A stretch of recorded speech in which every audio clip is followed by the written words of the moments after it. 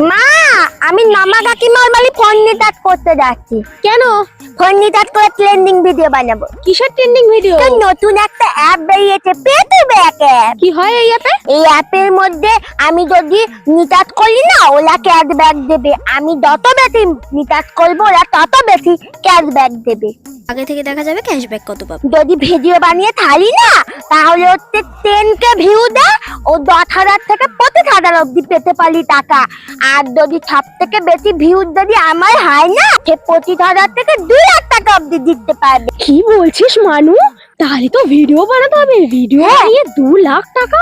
এই অ্যাপটার মধ্যে electric bill, phone recharge সবকিছু করা যাবে। এটা ফোন রিচার্জের জন্য বেশি ভালো।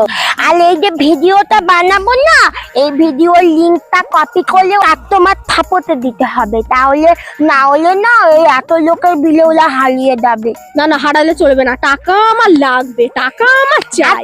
আরো অফার আছে। কি আবার কিসের অফার? এত অফার? আমরা যদি পেটুব্যাকের কাস্টমার হই, এপ্রিল মাসের 1 তারিখের মধ্যে আমরা যদি সব থেকে বেশি ফোন রিচার্জ করতে পারি, তাহলে 25,000 টাকা ওরা দেবে।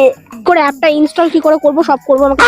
সবার প্রথমে প্লে স্টোরে যেতে হবে, তারপরে পেটুব্যাকটা ইনস্টল করতে হবে। এর মধ্যেই দেখো 1 মিলিয়ন মানুষ ডাউনলোড করে ফেলেছে। আমরা কত পিটিয়ে দেখো তো।